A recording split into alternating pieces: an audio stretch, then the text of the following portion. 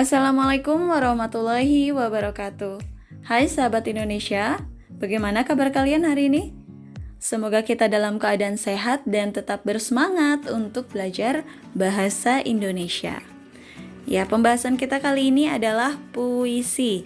Ini adalah materi bahasa Indonesia kelas 10 semester 2. Ya, mungkin tidak asing lagi kata puisi di pikiran kalian, karena ini materi yang sudah kita pelajari sejak SD ya. Berikut ini adalah pengertian puisi menurut Herman J. Waluyo. Puisi adalah bentuk karya sastra yang mengungkapkan pikiran dan perasaan penyair secara imajinatif dan disusun dengan mengonsentrasikan struktur fisik dan struktur batinnya. Nah, jadi puisi ini adalah karya sastra yang di dalamnya terdapat ungkapan pikiran dan perasaan seorang penyair secara imajinatif. Jadi di sini menggunakan kata-kata secara imajinatif dan disusun dengan mengonsentrasikan struktur fisik dan struktur batinnya. Jadi di dalam puisi ini dia berkonsentrasi pada struktur fisiknya, yaitu bahasa yang digunakan, dan struktur batinnya atau makna yang terdapat dalam puisi tersebut. Baik, selanjutnya kita akan bahas secara mendalam struktur fisik dan struktur batin dari puisi. Nah, unsur pembangun puisi ini terdiri dari dua struktur. Yang pertama adalah struktur fisik, yaitu kebahasaan yang digunakan dalam puisi. Yang pertama ada diksi, yang kedua ada pengimajian, yang ketiga ada kata konkret, yang keempat ada majas atau bahasa figuratif, yang kelima ada versifikasi, yang keenam ada tipografi atau tata wajah. Nah, ini akan kita bahas satu persatu. Yang pertama adalah diksi atau pemilihan kata. Nah, diksi ini adalah pilihan kata yang tepat dan selaras untuk mengungkapkan gagasan sehingga diperoleh efek tertentu seperti yang diinginkan atau diharapkan oleh penyair. Nah, pemilihan kata mempertimbangkan aspek makna, efek pengucapan, serta mewakili pikiran dan suasana hati penyair. Jadi penyair di sini akan memilih kata untuk dijadikan puisi. Itu dia melihat aspek maknanya dan efek pengucapannya serta mewakili pikiran dan suasana hatinya. Jadi dia akan memilih kata-kata yang tepat untuk puisinya. Kata-kata yang biasa digunakan diberi makna baru dan tak bermakna diberi makna menurut kehendak penyair. Jadi ada kata-kata yang biasa kita gunakan sehari-hari, namun dia berikan makna baru sesuai yang diinginkan. Dan jika ada sebuah kata yang dipilih untuk menjadi puisi, itu tidak ada artinya dalam kehidupan biasa kita, itu diberikan makna baru sesuai kehendak penyair tersebut. Ya, di sini ada contoh puisi karya Chairil Anwar, yaitu Aku. Aku ini binatang jalang, dari kumpulannya terbuang. Larik binatang jalang dari kumpulannya terbuang, ini adalah artinya adalah orang yang selalu memberontak dan berada di luar organisasi formal. Jadi dia diibaratkan binatang jalang. Di sini. Binatang jalang di sini menggambarkan aku. Nah, si aku ini adalah orang yang tidak bisa mengikuti aturan atau orang yang sering memberontak. Kemudian kata terbuang, di sini dia memilih karena dia tidak diakui oleh orang lain keberadaannya, atau dia adalah orang yang terbuang. Jadi dia memilih kata atau diksi terbuang.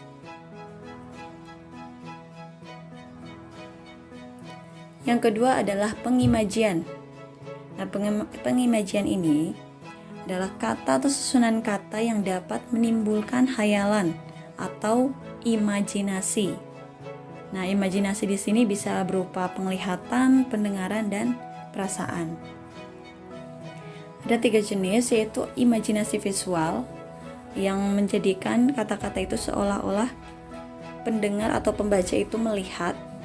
Kemudian imajinasi auditif atau pendengaran, jadi kita seolah-olah mendengar jika membaca puisi tersebut.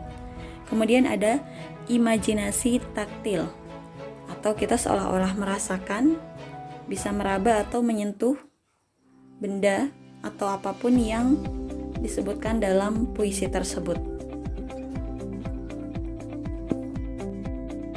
Nah, yang pertama itu ada imajinasi visual atau penglihatan. Jadi kita seolah-olah melihat jika membaca puisi tersebut. Contohnya ada, setiap kita bertemu. Baik, yang pertama di sini ada imajinasi visual atau penglihatan. Jadi kita seolah-olah melihat jika membaca puisi tersebut. Di sini ada contoh puisi Gadis Peminta-Minta karya Toto Sudarto Bachtiar. Setiap kita bertemu, gadis kecil berkaleng kecil, senyummu terlalu kekal untuk kenal duka. Kita seolah-olah melihat gadis kecil yang membawa kaleng kecil, dan kita membayangkan hal tersebut. Selanjutnya ada imajinasi auditif atau pendengaran. Jadi kita seolah-olah mendengar suara jika membaca puisi tersebut. Di sini ada puisi Asmarandana karya Gunawan Muhammad. Ia dengar kepak sayap kelelawar dan guyur sisa hujan dari daun karena angin pada kemuning. Nah, kita seolah-olah mendengar kepak sayap kelelawar dan guyur sisa air hujan. Itu terasa terdengar di telinga kita saat membaca bait puisi ini. Selanjutnya ada imajinasi taktil, yaitu seolah-olah kita bisa merasakan, bisa meraba atau menyentuh hal yang disampaikan dalam puisi tersebut. Nah, ini puisi Sapardi Djoko Damono dalam puisi Aku Ingin. Nah, ini kita sudah bahas di depan ya. Puisi ini dapat menunjukkan rasa ingin mencintai dengan apa adanya atau penuh ketulusan. Saat kita mendengar bait puisi Aku ingin mencintaimu dengan sederhana. Pembahasan selanjutnya yaitu kata konkret. Nah, ini adalah kata-kata yang dapat ditangkap indera kita, sehingga kata tersebut dinilai tepat dan memberikan arti yang sesungguhnya pada sebuah puisi. Nah, dengan kata konkret, pembaca dapat membayangkan secara jelas peristiwa atau keadaan yang dilukiskan oleh penyair.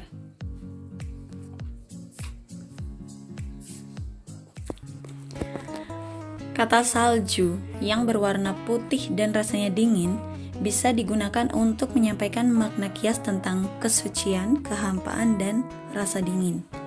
Nah, jadi ini akan memperkonkret imajinasi yang berada dalam puisi tersebut. Nah, konsep makna dalam kata salju, penyair bisa menggambarkan misalnya rasa rindu. Nah, rasa rindu ini tumbuh pada seseorang yang cintanya suci, namun menimbulkan kesedihan hati yang mengalaminya. Nah, nanti beda maknanya saat kita mengganti kata salju itu dengan kata lain, misalnya awan. Nah, ini akan berbeda makna, jadi akan lebih konkret jika kita menggunakan kata salju dalam sebuah puisi.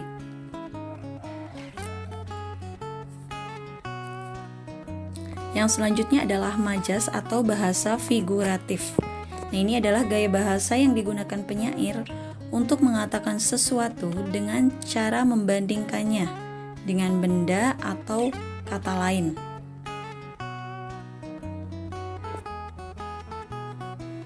Nah, kita tidak akan membahas semua majas yang terdapat dalam bahasa Indonesia. Kita akan membahas beberapa majas di sini. Ini yang sering kita dengar mungkin ya, metafora atau kiasan langsung. Nah, jadi majas ini mengkiaskan benda yang tidak disebutkan bendanya, namun mengungkapkannya secara langsung berupa kiasan. Jadi sesuatu benda dikiaskan dengan kata lain. Engkaulah putri duyung tawananku. Jadi menghiaskan si engkau di sini sebagai putri duyung, namun menyebutkan langsung putri duyungnya. Jadi tidak disebutkan misalnya engkaulah Aninda putri duyungku. Jadi di sini tidak disebutkan, hanya menyebutkan langsung putri duyungnya. Yang kedua adalah simile atau kiasan tidak langsung. Jika yang tadi langsung, ini kiasan tidak langsung. Nah, benda yang dikiaskan di sini ada bersama pengiasnya dan digunakan kata-kata seperti laksana, bak, bagai, bagaikan, dan sebagainya. Namun kadang-kadang juga tidak digunakan kata pembanding seperti yang tadi sudah disebutkan. Rindunya bagai permata belum diasah. Jadi di sini ada kata bagai dan kata rindunya yang dikiaskan sebagai permata yang belum diasah. Jadi di sini sama-sama disebutkan. Yang ketiga ada personifikasi, yaitu pengumpamaan benda mati seolah-olah memiliki sifat manusia. Jadi benda mati pun diibaratkan memiliki sifat manusia. Angin pulang menyejuk bumi. Nah, angin itu tidak mungkin pulang jika kita sesuaikan dengan logika, namun di sini seolah-olah angin tersebut pulang. Nah, sedangkan yang pulang itu kan biasanya adalah manusia. Hiperbola yaitu kiasan yang berlebih-lebihan. Jadi mengiaskan sesuatu secara berlebihan. Atau yang sering kalian tahu itu mungkin lebay. Jika seseorang menggombal itu biasanya menggunakan kata-kata yang berlebihan, itu biasanya kalian menyebutnya lebay. Nah, gedung-gedung di Jakarta itu telah mencapai langit.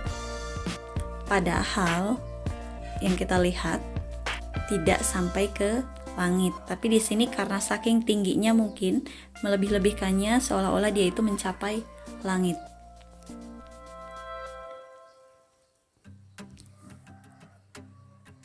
Selanjutnya adalah sinekdok. Nah, ini adalah perumpamaan yang menyebutkan keseluruhan untuk sebagian dan sebagian untuk keseluruhan. Nah, ini dibagi dua bagian. Yang pertama adalah part prototo, yaitu menyebutkan sebagian untuk keseluruhan. Contohnya, baru kali ini ia menunjukkan batang hidungnya. Nah, kita lihat di sini sebagian itu dari tubuh manusia itu ada batang hidung. Jadi, dalam kalimat tersebut tidak digunakan baru kali ini ia menunjukkan tubuhnya. Nah, tubuh itu adalah keseluruhannya, tapi disebutkan hanya batang hidungnya saja untuk mewakili keseluruhan tubuhnya. Kemudian ada totem pro parte. Ini adalah keseluruhan untuk sebagian. Ini adalah kebalikan yang tadi ya. Nah, selama ini Indonesia telah menjalin hubungan diplomasi yang baik dengan Inggris. Nah, padahal yang menjalin hubungan diplomasi itu adalah pemerintah Indonesia. Tapi di sini disebutkan keseluruhannya adalah Indonesia. Jadi seolah-olah semua bagian dari Indonesia itu menjalin hubungan diplomasi. Yang selanjutnya adalah ironi. Nah, ironi ini adalah sindiran yang menggunakan kata-kata yang berlawanan dengan sebenarnya. Kita menyindir dengan kebalikannya ya. Nah, ironi dapat berubah menjadi sinisme atau sarkasme, yaitu penggunaan kata-katanya yang kasar dan keras untuk menyindir atau mengkritik. Jadi jika dalam ironi ini masih menggunakan kata-kata yang halus atau sebaliknya, dalam sinisme dan sarkasme ini bisa menggunakan kata-kata yang kasar atau keras.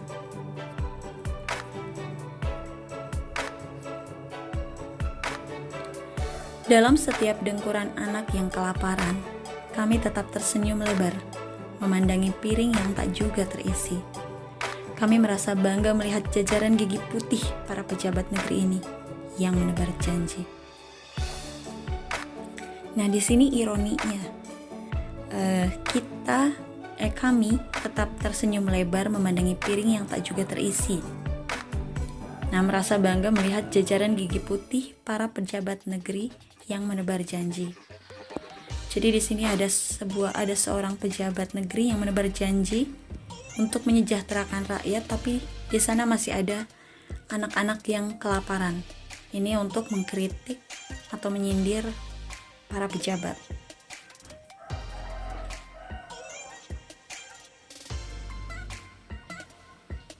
Yang selanjutnya adalah versifikasi, yaitu ada rima dan ritma. Rima adalah bunyi-bunyi yang ditimbulkan oleh huruf atau kata-kata dalam larik dan bait. Nah, berdasarkan jenis rima secara vertikal, jadi secara vertikal, ini persamaan bunyi pada akhir baris dalam satu bait. Nah, ada beberapa jenis. Yang pertama adalah rima sejajar atau berpola A, A, A, A. Jadi dalam satu bait, huruf akhirnya ini sama. Rima kembar berpola AA, BB. Jadi dalam satu bait itu baris pertama dan kedua itu huruf akhirnya sama. Dan rima pada baris ketiga dan keempat itu polanya sama. Bukan berarti huruf akhirnya A dan B ya. Di sini kita garis bawahi. Nah, kemudian ada rima berpeluk berpola AB, BA. Jadi baris pertama sama dengan baris akhir, sedangkan baris kedua itu sama dengan baris selanjutnya. Rima bersilang berpola AB, AB. Nah, ini yang biasanya kita akrab melihatnya ya. Ini polanya silang. Jadi huruf akhir pada baris pertama dan baris kedua berbeda. Begitupun baris ketiga dan selanjutnya. Nah, jika dilihat secara horizontal, persamaan bunyi baris pada setiap kata dalam satu baris. Yang pertama yaitu ada rima aliterasi, yaitu persamaan bunyi konsonan pada kata dalam satu baris. Garis bawahi ya, di sini dalam satu baris. Nah, sedangkan rima asonansi yaitu persamaan vokal pada akhir kata dalam satu baris.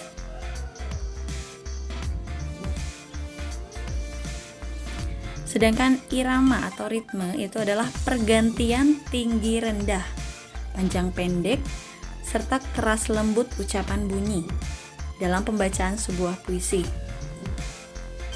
Jadi dalam membaca sebuah puisi itu kan tidak hanya datar seperti kita membaca sebuah kalimat. Jadi ada iramanya atau ritmenya.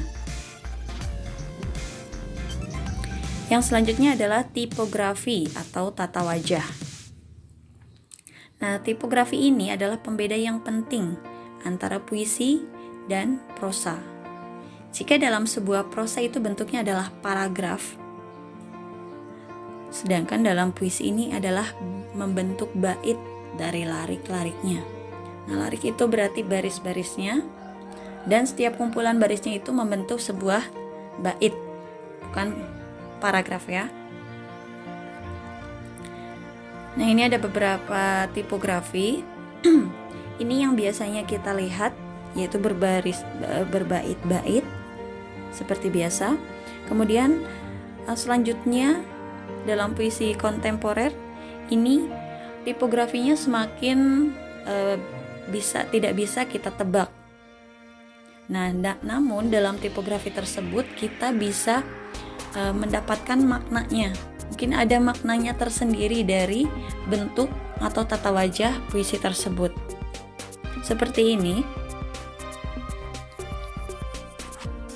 Kemudian di sini ada sebuah tipografi yang cukup unik. Kemudian selanjutnya ini ada tipografi yang unik juga, ini berbentuk tanda tanya. Nah, jadi mungkin di sini ada maksud tersendiri dari tipografi tersebut yang kita akan paham jika kita menganalisis puisi tersebut. Nah, pembahasan selanjutnya adalah struktur batin puisi atau maknanya. Yang pertama ada tema, yang kedua ada rasa, ketiga nada, keempat suasana, dan yang terakhir amanat. Ya, kita bahas tema. Nah, tema ini adalah ide yang mendasari puisi. Tema itu bisa berupa tema ketuhanan, kemanusiaan, cinta, patriotisme, keadilan sosial, dan sebagainya. Di sini ada sebuah contoh puisi Aku Ingin karya Sapardi Djoko Damono yang bertema tentang cinta. Aku ingin mencintaimu dengan sederhana, dengan kata yang tak sempat diucapkan kayu kepada api yang menjadikannya abu. Aku ingin mencintaimu dengan sederhana, dengan isyarat yang tak sempat disampaikan awan kepada hujan yang menjadikannya tiada. Di sini menceritakan tentang perasaan cinta seorang penyair. Yang kedua adalah rasa. Rasa ini adalah perasaan penyair yang disampaikan dalam puisinya. Seperti misalnya rasa sedih, kecewa, terharu, benci, rindu, cinta, kagum, dan sebagainya. Nah, puisi Aku Ingin ini memiliki makna penyampaian rasa cinta. Tadi temanya adalah cinta dan menyampaikan rasa cinta seseorang secara tulus dan penuh pengorbanan. Yang ketiga ada nada, ini adalah sikap penyair terhadap pembaca. Nah, dalam menulis, penyair memiliki sikap tertentu pada pembacanya, seperti ingin menggurui misalnya, menasihati, mengejek, menyindir, atau hanya bercerita saja.